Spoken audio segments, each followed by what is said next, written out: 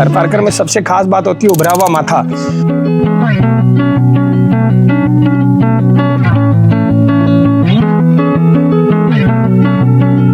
तो वात्सल्य है, प्रेम है इनका आपस में, बचपन से हमारी गोदी में बड़ा हुआ है। जिस प्रकार से माता प्रेम करती है। हाँ।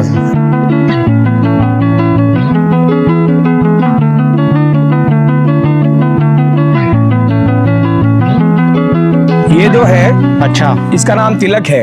ये जब पैदा हुआ था तो इसके सिर के ऊपर एक छोटा सा, देखो इस तरह का, ये जो दिख रहा है आपको, ये इसके कारण हमने इसका नाम तिलक रखा, भंवर टाइप का। इसकी माँ का नाम आरती है। अच्छा। जिसका दिन का 23.25 लीटर का एक राष्ट्रीय रिकॉर्ड है। आज थरपारकर के नंदियों में से एक सर्वश्रेष्ठ नंदी है। आप देखें इसको किसी भी तरह से, अगर आप देखें 4 वर्ष का नंदी, खास करके नंदियों में कहते हैं जो ये भंवर होता है ना यहाँ पे, ये इसके एकदम थुम्बी के पास में होना चाहिए, जो बहुत ही आदर्श है। अच्छा। उसके बाद में आप इसके पूरे शरीर की बनावट देखें, खास करके जो टेस्टिस हम लोग देखते हैं, सबसे खास बात नंदी में होती है टेस्टिस। इसका बहुत ही अद्भुत टेस्टिस है। और जो इसका फोरहेड आप देख रहे हैं, थरपारकर में सबसे खास बात होती है उभरा हुआ माथा। और जो सींगों की बनावट है, हमारे कहते हैं कि मुट्ठी मुट्ठी सींग, ओछी गोडी यानी घुटना छोटा, गले में कंबल, थुम्बी बहुत ज्यादा ऊंची नहीं होती जैसे नागौरी की होती है। भंवरा एकदम इसकी थुम्बी के पास में होना चाहिए। सांड का जो पुट्ठा होता है, देखिए पीछे से ये कम होता है, आगे से जो छाती का भाग होता है वो बहुत ही ज्यादा विस्तृत, चौड़ा, बहुत ही पुष्ट ये होना चाहिए। तो अपने आप में एक सर्वश्रेष्ठ नंदी, बहुत ही सुंदर थरपारकर का ये नंदी है। और माँ का, जैसे मैंने बताया, दिन का 23.25 लीटर का राष्ट्रीय रिकॉर्ड।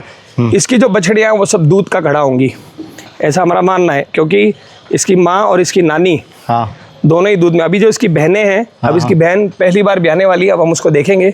और इसकी एक छोटी बहन और आ गई हमारे पास। अब ये आरती का, जैसे आरती की माँ आरती, उसके बाद ये, इसके बाद इसकी छोटी बहन और एक छोटी बहन, अभी 5 जनों का परिवार हमारे यहाँ पर आरती का आ गया है। और तिलक को हम अभी देख रहे हैं कि तिलक के साथ, अब देखिए इसकी आंखें देखिए कितनी सौम्य है। और लोग नंदी के पास खड़े हुए डरते हैं, मतलब है ना, कि नंदी ऐसा कर देगा वैसा कर देगा, लेकिन इसे देखिए आप कितना शांत और सौम्य है नंदी है। तो अभी ये हमारे यहाँ तैयार किया हुआ है। और अभी ये हमें ऐसा, अभी जो इसकी बछड़ियाँ भी आ रही, छोटी जो बछड़ियाँ आप देखिए, बहुत ही सुंदर, हम आपको इसकी बछड़ियाँ भी दिखाएंगे बाद में सारी सारी। तो अच्छे नंदी तैयार करके देश को देना। मेरा मानना है कि जो गाय की आज दुर्दशा है वो नंदी नहीं होने के कारण है, उनकी नस्ल बिगड़ने के कारण। ऐसा माना जाता है दूध गाय नहीं देती है, दूध नंदी देता है। एक गाय से गाय को आप चाहेंगे तो वो अच्छा दूध देने वाली नहीं बनेगी जब तक उसके पास में एक अच्छा नंदी नहीं होगा। तो अच्छा नंदी होगा तब उसकी अच्छी बछड़ियाँ आएंगी। तो नंदी दूध देता है। अब इस नंदी के बारे में मैं आपको कहूँ, आप बोल रहे इतने सारे, एक तो हम नंदी पूरे देश में देते ही है, साथ ही साथ हमारे आसपास के सैकड़ों गांव के लोग यहाँ पर अपनी गायों को क्रॉस कराने आते हैं। अब देखिए, जैसे अगर अपन देखें, अच्छी बछड़ियां चाहिए। अब इसके माथे का उभार आप देखो, कितना सुंदर इसके माथे का जो उभार है। उसके बाद जैसे मैंने कहा कि थरपारकर के लिए कहते हैं कि मुट्ठी मुट्ठी सींग, और कान देखिए आप कितने विशाल उसके भी, और इसके कान जो होते हैं। उसके बाद में गला कंबल देखिए आप, ऐसा लगता है जैसे कोई सुनहरा दुपट्टा, कितना गहरा बड़ा गल कंबल है इसका, है ना। तो बछड़ियां कैसी आएंगी आप सोचिए।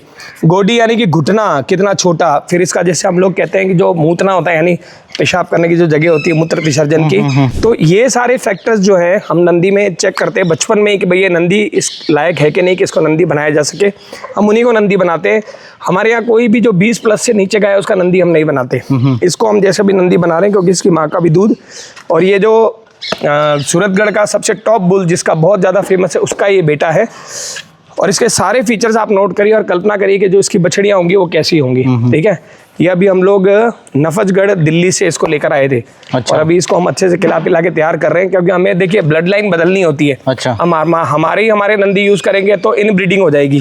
ठीक है, तो इसलिए समय समय पे 2.5-3 साल बाद में आपको ब्लड चेंज करते रहना चाहिए। तो उसके लिए हम लोग कभी कभी 2.5 या 3 साल बाद एक नंदी कहीं ना कहीं से एक्सचेंज कर लेते हैं या लेकर आ जाते हैं। तो इस तरह के नंदी जब हम देंगे तो गाय की सभी, मतलब जितनी भी गायें हैं देश की, उनकी नस्ल सुधरेगी। और आने वाली जनरेशंस के नीचे दूध होगा तो गायें गौशाला में खड़ी नहीं रहेंगी। जैसे आज कोई एक गाय 1 लीटर दूध दे रही है। अच्छा। और ये मान लीजिए 22 लीटर दूध देने वाली गाय का बच्चा है, तो इसकी बछड़ी कम से कम 10 लीटर दूध देगी दिन का। तो या तो उसको किसान ले जाएगा या गौशाला की समृद्धि का आधार बनेगी। इसलिए नंदी ही गायों की समृद्धि का आधार है, नंदी ही दूध देता है और नंदी ही किसान को खड़ा कर सकता है। पहले बैल होते थे, लेकिन अभी जो है नंदी का रोल, क्योंकि अब बैलों से खेती लोग कर नहीं रहे, इसलिए जितने अच्छे नंदी होंगे।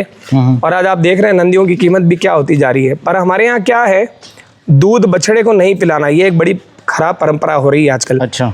हमारे यहाँ हमने तय किया है, मेरा जो एक स्वप्न है कि 30 लीटर दूध देने वाली गाय का बच्चा राष्ट्र को समर्पित करूं।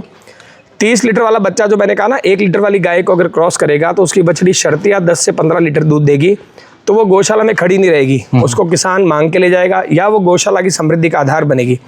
बस वो नंदी जिस दिन हम तैयार कर पाएंगे, तो मेरा कभी भी मान लीजिए इस लोक को छोड़ने से पहले ऐसा मेरा स्वप्न है कि 30 लीटर वाली गाय का बछड़ा तैयार करना और उसको देश को समर्पित करना, ताकि जितनी गायें आज गौशाला में खड़ी हैं उनकी आने वाली पीढ़ी गौशाला में नहीं खड़ी रहे। मेरे ऊपर सिर रख लेता है ये, मैं इसके ऊपर सिर रख लेता हूँ, ये मेरे ऊपर सिर रख लेता है। कुछ नहीं है क्या है?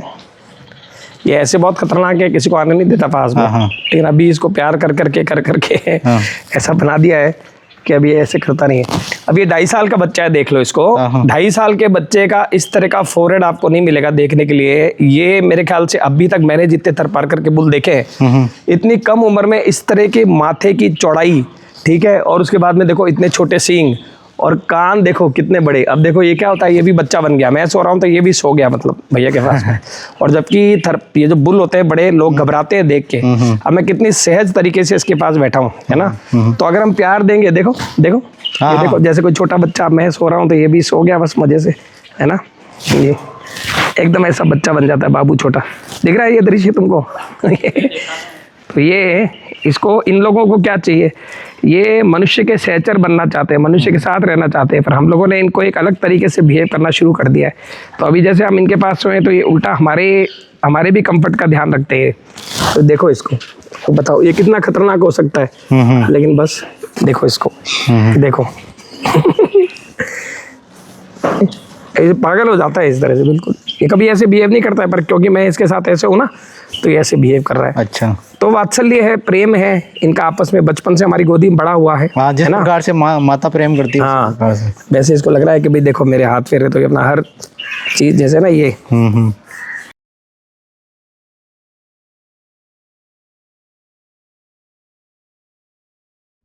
अभी तो बच्चा देखो, आंखें देखो उसकी, देखो पड़ गया ना नीचे ऐसे, लेट गया। इसके देखो, ये दोनों देखो, ये इसके रूडिमेंट्री टीथ है, और ये इसके जो रूडिमेंट्री टीथ से देखो आप अभी से ही कितने जबरदस्त हैं इसके, ये सारे। और बीच में स्पेसिंग देखो इसके रूडिमेंट्री टीथ्स की, ये बताता है कि भाई इसके थनों में, इसकी बछड़ी के थनों में कितना स्पेस रहेगा, ऐसा सब इससे पता चलता है ना।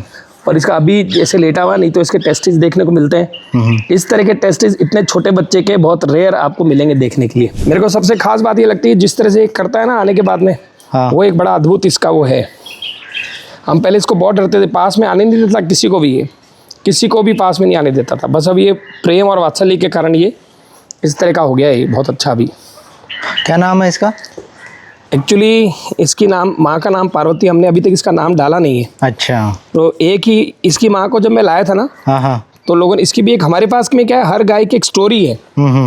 इसकी माँ को जब मैं लाया था तो उसके 2 थन खराब थे, 7 बार ब्याई थी और काफ़ी लेट ब्याई थी। तो लोगों ने मुझे कहा कि आप पागल हो गए हो, 7 बार ब्याई हुई गाय को कोई लेकर आता है कर जिसके 2 थन खराब हो। और मैंने उसका मूल्य दिया था उसमें 70,000 रुपये। तो सबने मुझे कहा कि पैसे ज़्यादा है इसलिए वेस्ट कर रहे हैं, लेकिन मुझे पता था कि इससे एक नगीना मिलेगा मुझे एक। अभी मुझे उससे ये एक ही चीज़ मिली है। अब वो ब्याई की नहीं, बुढ़ी हो गई है वो, क्योंकि वो बहुत ज़्यादा उसकी उम्र थी, मतलब ब्याने के समय पहली बार भी, तो बस वो 8 बार ब्याह के, अभी एक उसकी बछड़ी हुई थी, लेकिन वो जो ये था ना लंपी में कालकलवित हो गई, उसके बाद अभी वो नहीं दे रही है बच्चे को जन्म। तो ये चीज़ आप देखिए कि उस गाय को लाने के बाद आज मुझे वो उस समय के 70,000 रुपये खर्च करे हुए, आज मुझे करोड़ों रुपए का एक बुल मिल गया। तो इसकी बछड़ियाँ कैसी होगी आप कल्पना कर सकते हैं। देखिए ये है लताड़। अच्छा, अब जैसे देखिए ये ना, ये आपको मिला, ये तो गोबर है। लताड़ क्या होता है? लताड़ ये होता है कि गाय जैसे गोबर कर रही है और उसके ऊपर गौमूत्र कर रही है निरंतर। अच्छा, और उसके बाद देखिए पूरा ही जम जाता है, इसको छोड़ दिया जाता है। अब इसमें ढेर सारा गौमूत्र है। ये तो बहुत कठोर है। गोबर से भी ज़्यादा इसमें तत्व होते हैं। जिस तरह से गोबर के अंदर 18 तत्व होते हैं, उसी तरह से गौमूत्र में 24 तत्व होते हैं। गोबर से ज़्यादा कैसे हो सकते हैं? गौमूत्र में 24 तत्व होते हैं ना, ये तो लैब से प्रमाणित है। अच्छा। हाँ, तो जो चीज़ें गोबर नहीं दे पाता उससे अधिक गौमूत्र दे देता है। अब जैसे लोग कहते हैं कि साहब हम गौमूत्र कैसे प्रयोग करें, इतना सारा गौमूत्र कैसे पकड़े। आप 200 लीटर का ड्रम लो और उसमें इतना सा लताड़ छोड़ दो, 5 मिनट के अंदर 200 लीटर गौमूत्र आपका तैयार तो हो क्या जाता करना पड़ता है इसको, मतलब बनाना पड़ता है इसको? नहीं, इसको बनाना नहीं पड़ता है। अभी जैसे आपने देखा, हमने यहाँ छोड़ दिया गाय के गोबर को, निरंतर गाय इसके ऊपर गौमूत्र कर रही है, गोबर कर रही है, गौमूत्र कर रही है, और धीमे धीमे ये एक इस तरह की परत बन जाती है। अच्छा, जहाँ गाय रहती है वहीं होगा ये? हाँ, तो इसमें देखिए कितने सारे तत्व इसमें मिल जाते हैं, और साथ में गौमूत्र और गोबर के दोनों के सारे तत्व इसमें मिल जाते हैं, और ये पूरी तरह से खाद अपने आप ही तैयार हो जाती है। ये किसने करी? गाय ने। आपने क्या किया? बहुत सारा कंपोस्ट करने का प्रयास किया। यहाँ ये सब करने की आवश्यकता नहीं है, ये अपने आप ही गाय के द्वारा तैयार की गई खाद है, और ये अपने आप में बहुत सारे तत्वों को ली हुई होती है। अब आगे दिखाते हैं इसको क्या करते हैं हम। अभी आपने बताया ये लताड़ है, अब क्या करना होगा, कैसे क्या क्या अब बस नीचे छोड़ दीजिए इस लताड़ को। इस तरह से हम लोग क्या छोटे छोटे टुकड़ों में बांट देते हैं। अच्छा। अब ये जो छोटे टुकड़े हैं, हाँ हाँ, इस तरह से ये छोटे टुकड़े लेके हम लोग सारे, और ये हमारा पल्वराइजर है, इस पल्वराइजर में इसको यहाँ डाल देते हैं, और ये यहाँ से पीस के, और आप देखिए ये इस तरह की खाद तैयार हो जाती है सारे तत्वों से। अब किसान को करना क्या है? खेत में गया और इसको जिस तरह से यूरिया डीएपी छिड़कते हैं उसी तरह से, पर ये तेज बहुत होती है, इसको बहुत सावधानी से डालना है। तेज कैसे? मतलब इसमें बहुत ज़्यादा मूत्र है। अच्छा। तो इसके अंदर मूत्र के कारण ये बहुत ज़्यादा उपजाऊ, मतलब अगर आप ज़मीन को देखेंगे तो अगर अपन बहुत ज़्यादा यूरिया डालेंगे जैसे ज़मीन जल जाएगी, तो वैसे अगर इसको बहुत ज़्यादा डालेंगे तो ठीक नहीं। इसकी मात्रा सोच समझ के और इसको भुरकाना चाहिए, और ये सारे जो ज़मीन के जितने भी तत्व उसको चाहिए वो सारे के सारे लौटाता है, और हमारे शरीर को भी निरोगी बनाता है।